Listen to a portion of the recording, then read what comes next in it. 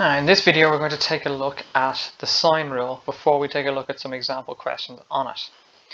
So, in any given triangle ABC, A over the sine of A is equal to B over the sine of B is equal to C over the sine of C.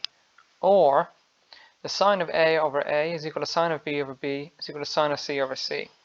Now that might look a bit confusing, but basically what it means is that the length of any given side over the sine of the angle opposite it will be equal to another side over the sine of the angle opposite it. Now they're relating all three of them together in this equation here just to show us how the rule works, but in practice we only need two of them. So for example, we could just say that A over sine A is equal to C over sine C, or we could say A over sine A is equal to B over sine B, and so on. And similarly with the other one, we only need to take two of them out of this.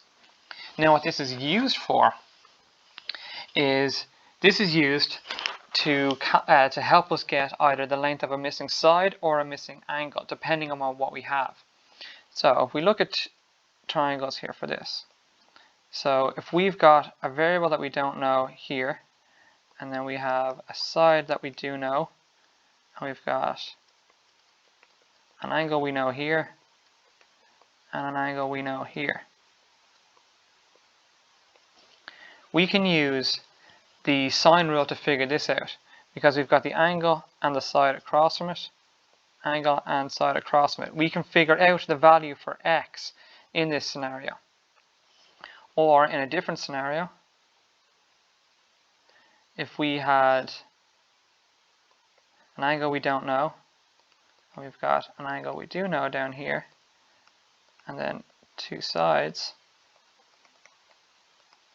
we could use the sine rule here to figure out the value for x just here. But that's all a bit confusing until we start actually seeing examples in this. So let's take a look at some examples. This is questions 1 and 3 in exercise 4.5 in Project Maths 3A. We have to find the value of A, correct to two decimal places, and find the value of A correct to the nearest degree in each of these. So we'll start with question 1. Now the way this always works is you put the thing that you're looking for in the top left of the equation that you're going to put together. So in our case, we're looking for a side A. So we put our equation together, it's going to be the A we don't know over the sine of the angle opposite it, so sine 60, is equal to, and then the other side over here, 10, over the sine of the angle opposite it, so sine 40, like that. Then we just got to solve this out for A, so we're going to take our divide by sine 60 here and bring it across. So we're going to get A is equal to, so when we bring divide by sine 60 across, it becomes multiply by sine 60. So we're going to get 10 times sine 60 all over sine 40. And we can stick that straight into our calculator. Now we can form it as a fraction on our calculator if we want, or if that's not convenient, you can put in brackets 10 sine 60 divided by sine 40. That will work as well if need be. But one way or the other, when you put that into your calculator, you're going to get A is equal to 13.47296355. The question specifically says to two decimal places, so A is approximately equal to 13.47 there. Okay, let's take a look at question 3. And for question 3, what we don't know is the angle. So this time around, it's going to be our sine of our angle is going to be on our top left. So it's going to be sine A over the side opposite it, which is 16.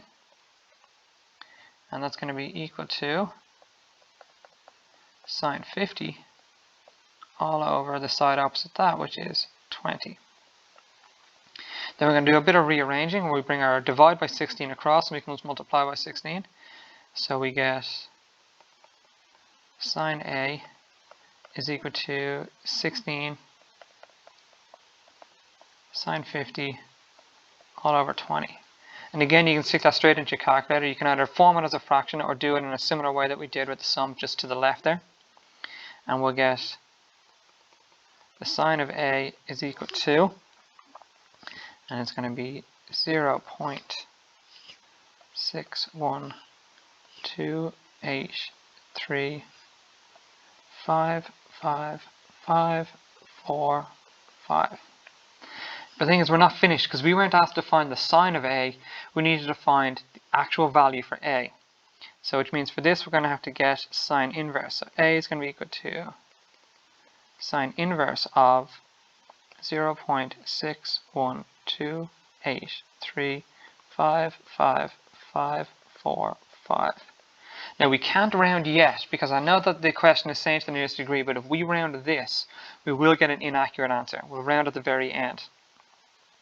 So we put that into a calculator.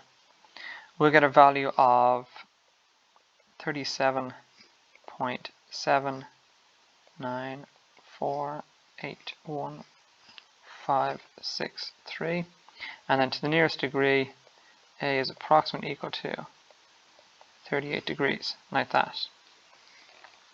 And the one thing that I will say that could be done differently is just from this point just here. And we'll just mark that out over here.